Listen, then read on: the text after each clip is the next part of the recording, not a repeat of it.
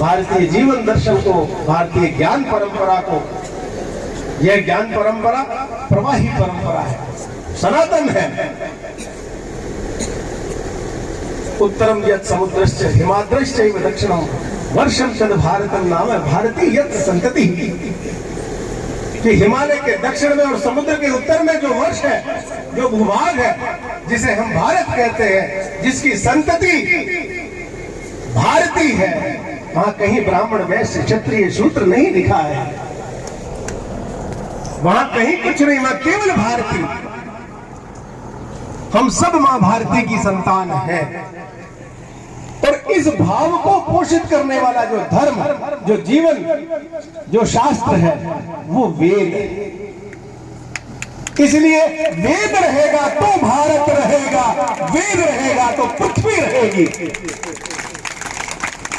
भारत शब्द का ही अर्थ है जिसकी रति, जिसका अनुराग, जिसकी निरंतरता ज्ञान में रहे, वो भारत है। भा नाम है प्रकाश का, भा नाम है ज्ञान का। भास्कर सूर्य को कहते हैं, प्रकाश करता है।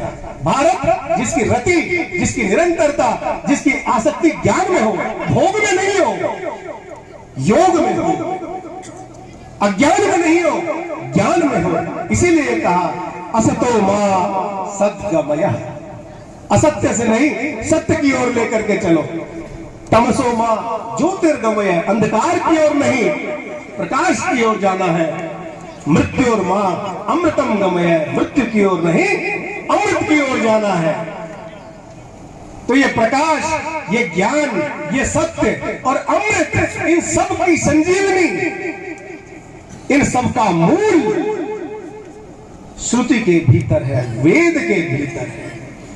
इसलिए वेद के पोषण से धर्म का पोषण है, वेद के पोषण से हम सब का जीवन है, वेद के पोषण से ये धरती और हम सब निरंतर जीवे मह शरदय सतम, प्रब्रवा मह शरदय सतम, पश्ये मह शरदय सतम। ये विकास है।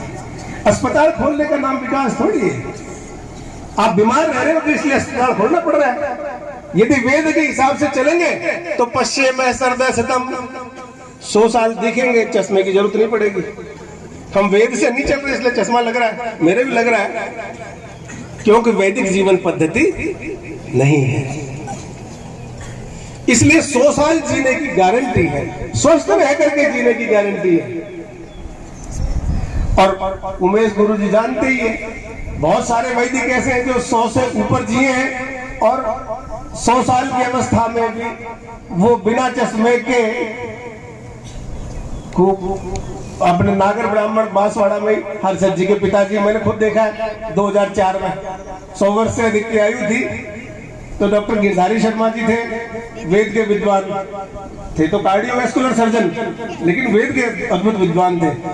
तो उन्होंने उस समय कहा था मेरे को कि साहब ये जो आप देख रहे हैं ये वेद भगवान की कृपा है, क्योंकि वेद मिथ्या नहीं हो सकता, ऋषियों का वचन मिथ्या नहीं हो सकता। पश्ये मह शरदय सतम, तो 100 साल जिएंगे और 100 साल देखेंगे। फिर सारा वेद पढ़ने वाला व्यक्ति कभी भी किसी भी व्यक्ति का अहित कामना नहीं करता है, वो हमेशा कल्याण की कामना करता है। स्वस्तिर भवतु मंगलम भवतु, वो हमेशा आशीर्वादात्मक मुद्रा में रहता है। वो याचना केवल परमात्मा से करता है, इस प्रकृति से, विराट ब्रह्म से करता है और बांटता है सारी दुनिया को। तो प्रजापिता ने, परमात्मा ने ऐसा अधिकार वैदिकों को दिया है। वैदिकों के आगे सब नतमस्तक है, मोदी जी भी नतमस्तक है, अमित शाह जी भी नतमस्तक है, सारे राजनीति नतमस्तक है, सारे सेठ नतमस्तक है।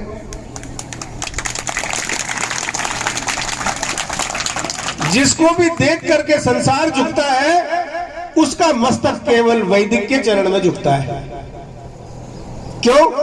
क्योंकि वो परमात्मा का चिंतन करते हैं, परमात्मा से याचना करते हैं, सबके कल्याण की कामना करते हैं। बाकी इस आत्म कल्याण, केवल संसार में जितने प्राणी हैं आत्म कल्याण, लेकिन वैदिक आत्म कल्याण और लोक कल्याण दोनों की कामना करता है। और कितने कठोर दिनचर्या, असंतुष्टा, दुजानष्टा, पता नहीं कितनी कितनी बातें लिखनी है ये अपने लिए सबसे कठोरतम दिनचर्या और संसार के लिए सब कुछ लुटा देना। सारे आशीर्वाद, पंडित जी प्रणाम, बस इतना कहने के साथ तो हृदय से आशीर्वाद देते हैं, जो कुछ है सब ले जाए। ऐसा कौन संसार में मिलेगा?